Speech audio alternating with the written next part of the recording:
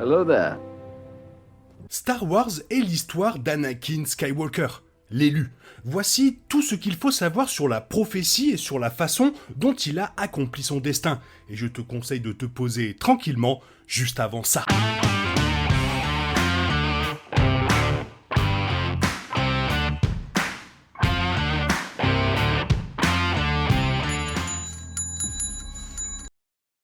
Lorsque George a lancé la trilogie préquelle avec la menace fantôme, il a commencé le processus de réinterprétation de la saga. Ce n'était plus l'histoire de Luke Skywalker, mais plutôt l'histoire de son père Anakin. Afin de cimenter cette idée, il a révélé qu'Anakin Skywalker était l'élu, un être mystérieux au destin unique. Cela a ajouté un nouvel élément à la franchise, Anakin étant considéré comme une vergence humaine dans la Force. Et pourtant, aussi important que puisse être le concept de l'élu, George évite de l'explorer en détail.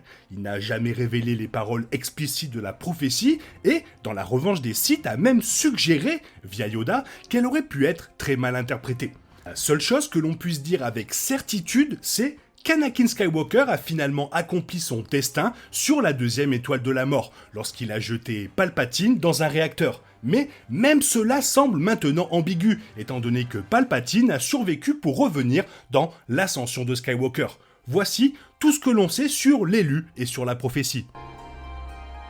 Pour commencer, il est important de comprendre que les premiers Jedi étaient très différent de l'ordre que les téléspectateurs ont vu dans la trilogie préquelle. Le dernier Jedi présentait une fresque dédiée au Prime Jedi, le fondateur de l'ordre Jedi, et suggérait qu'il était un serviteur de l'équilibre plutôt que dédié au côté lumineux de la Force. Les aspects sombres et clairs de la Force ont reçu une importance égale dans la mosaïque, le Prime Jedi représentant l'obscurité dans la lumière et la lumière dans l'obscurité. Le livre audio Doku Jedi Lost soutient l'idée que les premiers Jedi étaient des agents de l'équilibre, introduisant un ancien mantra Jedi qui considère l'équilibre comme un autre aspect de la Force et surtout le vénère. Donc la prophétie de l'élu semble dater de cette époque et fait partie d'une collection d'anciennes prophéties Jedi annonçant une terrible épreuve qui menacerait et submergerait la galaxie. Comme le révèle le roman Master et Apprentice, l'élu doit être considéré comme une lumière brillante d'espoir dans une période sombre. Un élu viendra, né d'aucun père, et à travers lui, l'équilibre ultime dans la Force sera restauré. Forcément, l'interprétation de telles prophéties est délicate et, au cours des millénaires, les Jedi semblent avoir vu plusieurs d'entre eux tomber du côté obscur en les étudiant. Comme Maître Yoda l'a enseigné, c'est une chose de recevoir une vision du futur de la Force, c'en est une autre de poursuivre de telles visions en essayant de contrôler le cours des événements. Ceux qui cherchaient à comprendre les prophéties risquaient de devenir tellement concentrés sur leur vision qu'ils essayaient de faire ces dernières, tombant ainsi sous l'emprise du côté obscur. Pour cette raison, par peur du noir, seule une poignée de Jedi de l'ère préquelle avait étudié les prophéties en détail. Qui-Gon Jinn était l'un des rares. Le terme équilibre n'a jamais vraiment été défini, mais un indice important peut être trouvé en comparant les Jedi aux Sith. Pensez à la Force, comme un grand fleuve coulant vers la mer. Lorsqu'un Jedi est parfaitement équilibré en lui-même, il est comme un bout de bois pris dans le courant, emporté par celui-ci. En revanche, les Sith rejettent la volonté de la Force et tentent de lui imposer leur propre volonté. En supposant que l'interprétation Jedi de l'équilibre est correcte, les Sith sont donc par nature un déséquilibre, car ils tentent de manière égocentrique de contrôler le cours de l'histoire. Ainsi, les Jedi croyaient que l'élu serait destiné à détruire les Sith, une interprétation soutenue par des livres de référence hors de l'univers tels que The Last Jedi Visual Dictionary. Cela a confondu l'acte de l'élu de rétablir l'équilibre avec la fin des Sith. Cependant, une vision alternative qui semble plus proche de l'interprétation personnelle de George est proposée dans Clone Wars, dans l'arc mémorable de Mortis. Cette histoire a vu Anakin convoqué sur un plan d'existence mystique pour tester s'il était ou non l'élu. Ce royaume était habité par 3 êtres, le père, le fils et la fille représentait le côté lumineux de la Force, le fils le côté obscur et le père l'équilibre entre eux. Sa responsabilité était de s'assurer que les deux vivaient en harmonie ensemble, sans écraser l'autre. Si ce point de vue est correct, alors la lumière et l'obscurité doivent être considérés comme des éléments essentiels de la vie. Le rôle de l'élu, comme celui du père, est de s'assurer qu'aucun n'est dominant dans la galaxie dans son ensemble.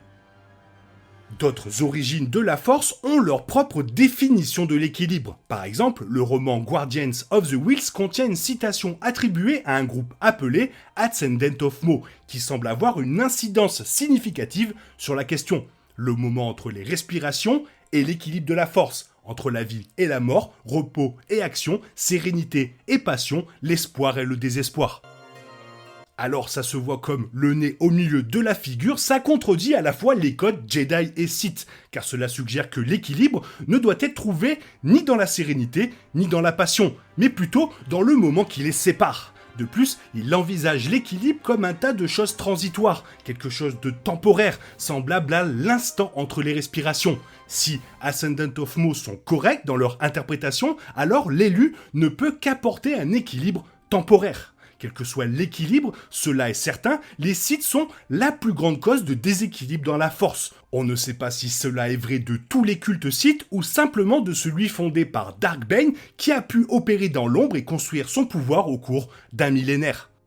Les Jedi croyaient que les Sith avaient disparu et n'étaient donc pas au courant des esprits manipulateurs qui orchestrent les événements à travers la galaxie. Petit à petit, le flux de la Force fut redirigé selon le dessein Sith. Palpatine en était l'aboutissement, le bénéficiaire de 1000 ans de planification. Il a pu devenir chancelier de la Nouvelle République, puis empereur dominant la galaxie.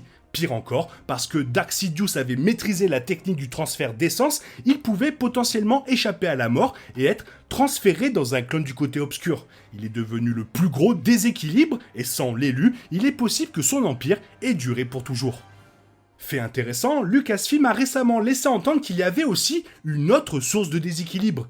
Les Jedi eux-mêmes, les livres et les bandes dessinées de la Haute République, redéfinissant la compréhension du public de la Force, révélant les générations précédentes de Jedi qui avaient embrassé l'individualité d'une manière que celle de l'ère préquelle ne l'a jamais fait. Malheureusement, alors que Maître Yoda devenait dominant dans l'ordre Jedi, son interprétation personnelle de la Force a naturellement submergé tous les autres Jedi. Ainsi, les Jedi de l'ère préquelle ont une compréhension diminuée de la Force et ne sont que l'ombre de leur ancienne gloire. La lumière s'était estompée juste au moment où l'obscurité montait.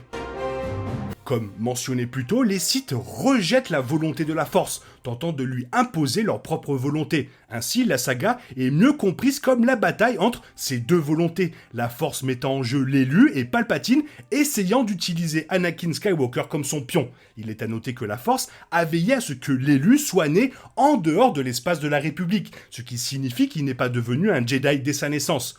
Lorsque la Force a dirigé un Jedi vers Tatooine, c'était Qui-Gon Jinn, l'un des rares à vraiment comprendre le concept d'équilibre et à avoir étudié les prophéties. Malheureusement, Qui-Gon Jinn a été tué dans ce duel fatidique avec Dark Maul, laissant Anakin privé de son mentorat. Anakin a été emmené chez les Jedi et formé par Obi-Wan Kenobi à la place. Palpatine a orchestré la guerre des clones comme l'ultime piège Jedi, culminant dans l'Ordre 66, avec Anakin Skywalker prenant personnellement en charge le massacre des Jedi. Bien que l'empereur ait conçu cela comme son plus grand triomphe, il est possible que les Jedi de Yoda soient devenus si diminués qu'ils aient dû être éliminés pour qu'un nouvel ordre Jedi renaisse de ses cendres. Si tel est le cas, ironiquement, Palpatine a aidé Anakin à accomplir le destin de l'élu, la volonté de la Force a triomphé, même dans la tragédie de l'Ordre 66.